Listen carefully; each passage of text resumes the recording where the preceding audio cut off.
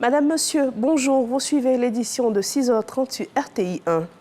Les populations du district autonome des montagnes s'apprêtent à rendre hommage au président de la République, Alassane Ouattara, une reconnaissance pour ses actions de développement posées dans la région. À quelques jours de ces festivités, les acteurs du secteur du transport se mobilisent. L'objectif est de faciliter le transport des populations qui souhaiteront prendre part à la cérémonie. Christ Diomandé et Didier Nguessan. Ils sont venus de plusieurs villes et villages du district autonome des montagnes.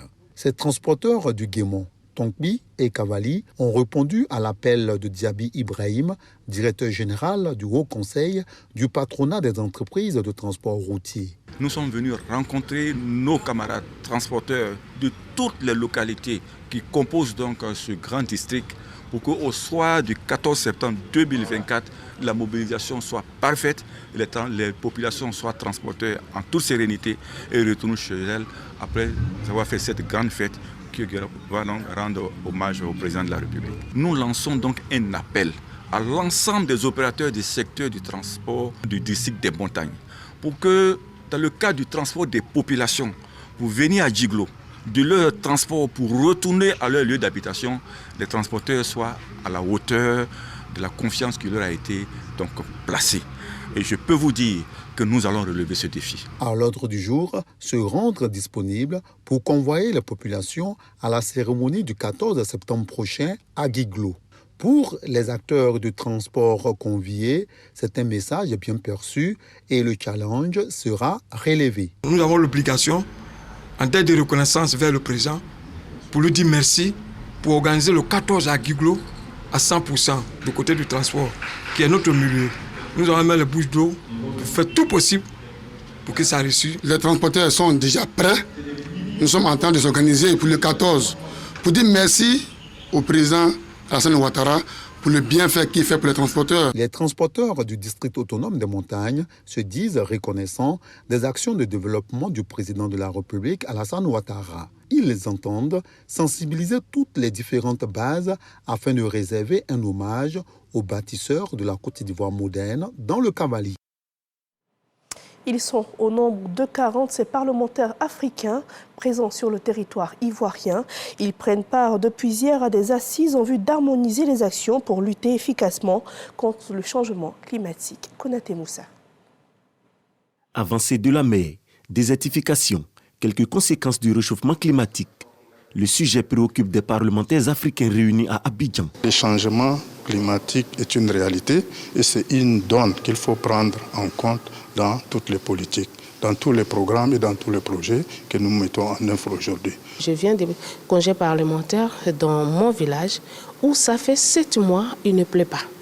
Et les communautés doivent se déplacer. Il est important que j'informe et que je sensibilise ma population sur cette question des effets liés au changement climatique, mais aussi savoir sur toutes ces négociations à travers les fonds qui sont alloués dans nos pays, qu'est-ce qui est réservé aux communautés locales.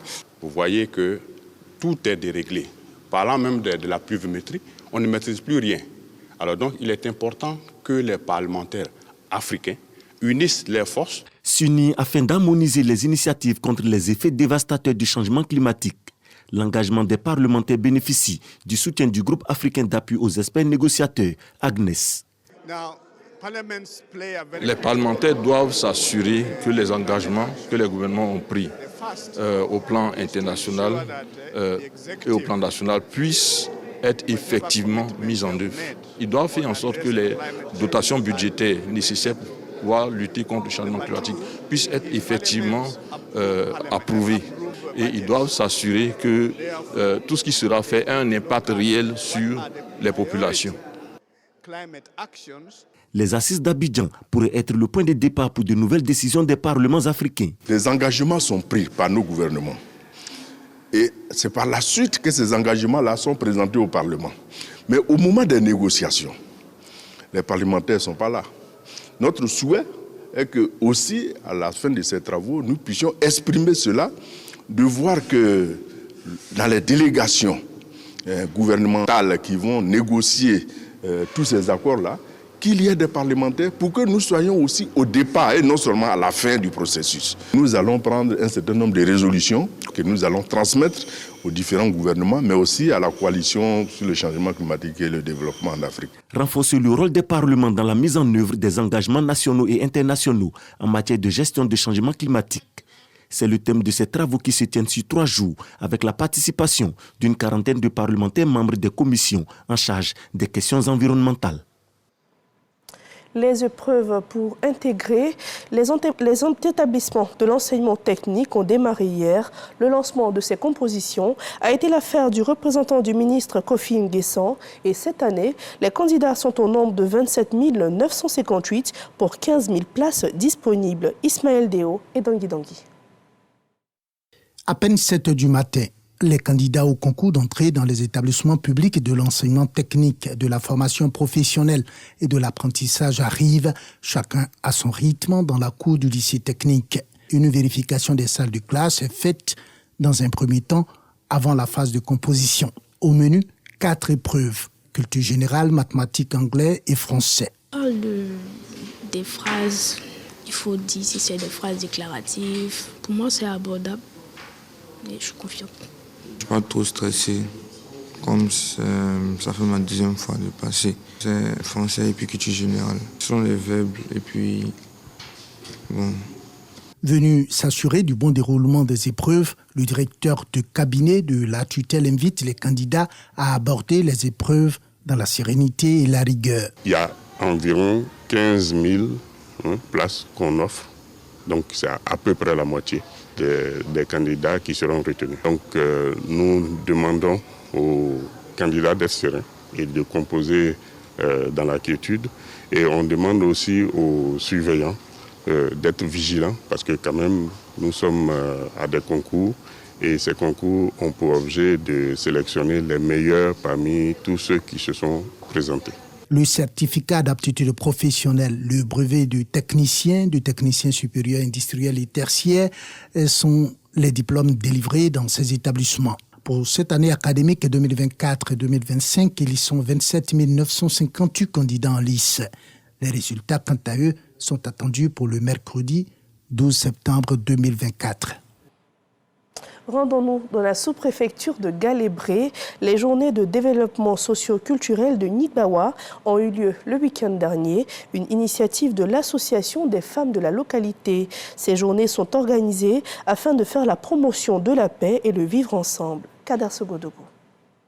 Des élus de la région du Djologo, accueillis dans la liesse populaire, dans le village de Nigbawa, dans la sous-préfecture de Galébré, dans la région du Go. Ils viennent au nom du ministre d'État, Déné Birahima Ouattara, président du conseil régional du Djologo, participer aux journées de développement socio-culturel du dit village. Des journées initiées conjointement par l'association des femmes et la notabilité du village. Cette action vise à promouvoir la paix, la cohésion sociale et le vivre ensemble à travers le brassage interethnique et communautaire. Dans tous les villages, il faut justement mobiliser les populations, faire un partage d'activités, d'expériences entre les cadres qui sont en ville et les parents qui sont au village. Cette année, la dynamique, c'est que nous voulons donner un fonds scientifique. On veut sortir un peu des activités démonstratives. C'est pourquoi nous avons introduit cette thématique-là de présenter la région, ses potentialités, pour que ceux qui viennent, qui ne sont pas de notre région, sachent un peu quelle est l'identité. Le représentant du parrain, le maire de Congo, Berté Abdraman Moko, par ailleurs directeur général de l'IPS Segrae, salue les organisateurs pour cette initiative et les invite à demeurer toujours dans la paix pour favoriser le développement. Le message était clair. Ce que nous avons vu ici, c'est la cohésion, l'entente et la fraternité. Donc je demande à nos fioles d'aller toujours dans ce sens-là, de l'union et du vivre ensemble. Je repars satisfait. Le représentant du haut patron de la cérémonie, le ministre d'État, Déné Birahima Ouattara, président du conseil régional du Djologo, salue cette initiative qui doit faire tache d'huile partout en Côte d'Ivoire. À Côte d'Ivoire, que le président Félix Houphouët-Boigny nous a laissé, le mixage, la cohabitation, le vivre ensemble. Et nous sommes heureux de savoir que Nigbawa porte le flambeau avec beaucoup de détermination, avec beaucoup de réussite. C'est un exemple pour toute la Côte d'Ivoire pour que de plus en plus nous allions vers cette cohésion, cette fraternité qui sont des préalables au développement. Des dons et la remise du trophée Téné Birahima Ouattara au vainqueur du tournoi de la cohésion sociale ont mis fin à ces journées. La seconde phase de l'opération d'assainissement de la casse d'Abobo-Anador se fera ce 2 septembre 2024. L'information a été donnée au cours d'une conférence de presse animée par l'adjoint au maire de la commune. Plus de détails avec Ismaël Déo et Dangui Dangui. Déguerpissement de la casse d'Abobo. La mairie joue la fermeté devant la presse. On leur avait donné 48 heures. Les 48 heures passées, on a même ajouté 3-4 jours. Mais ils n'ont même pas voulu bouger. C'est pour cela que nous avons utilisé d'autres moyens. Donc, on va vider les magasins. On va se donner les moyens de rentrer en possession de tout ce qui se trouve dans les magasins. On va se donner les moyens. Et les moyens légaux. Cette fois-ci, si on prend vos marchandises, c'est non-retour. Qu'ils saisissent cette occasion-là. C'est 2 ou 3 jours pour déménager, pour achever leur déménagement. Selon lui, une seconde phase d'assainissement de l'ancienne case d'Abobo-Anador sera menée sur 3 jours non-stop. Objectif de la municipalité, accompagner les actions du gouvernement dans le cadre de l'assainissement du Grand Abidjan. Après Abobo, on retourne à l'intérieur du pays, mais cette fois à Yamoussoukro, où s'est tenue la finale du concours Radio Vacances 2024. Les candidats de la ville de Bongouanou ont remporté le concours CRAC et ceux de Boukebo sont repartis avec le trophée dans la catégorie du meilleur groupe Woyo. Eugène Atoubé pour le compte-rendu.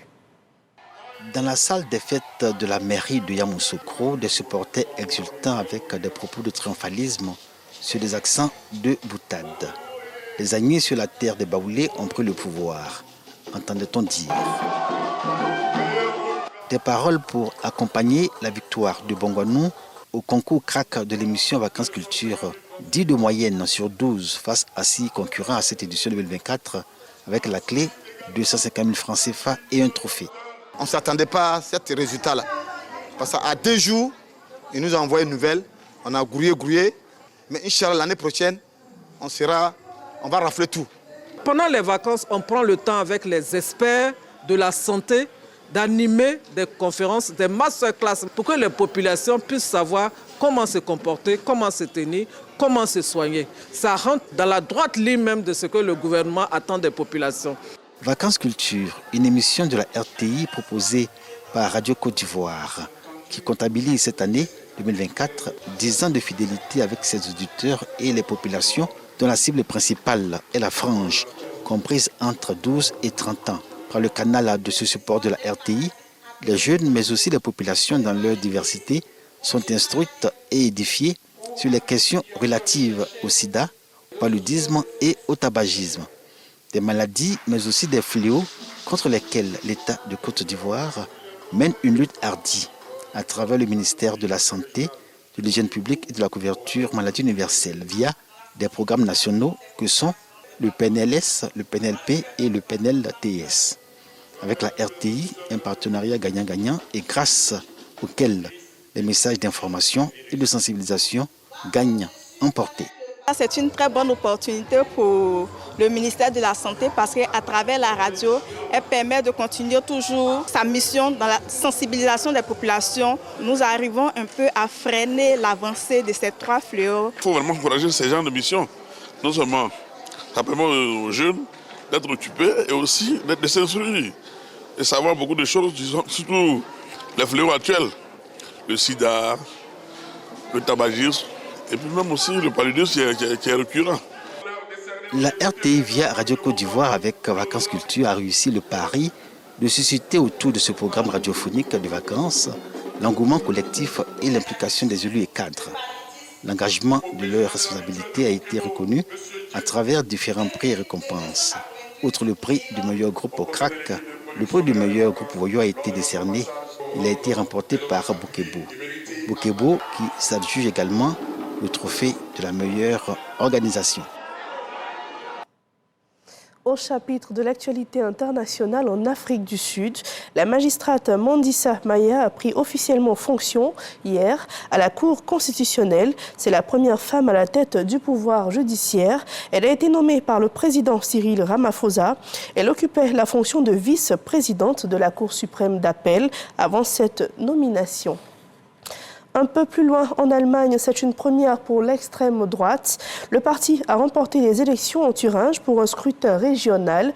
Dans la Saxe voisine, selon les résultats provisoires, l'extrême droite et les conservateurs seraient pour l'instant à égalité pour la première place. Fin de ce journal. Merci à tous de nous avoir suivis et excellente suite de programme sur RTI 1.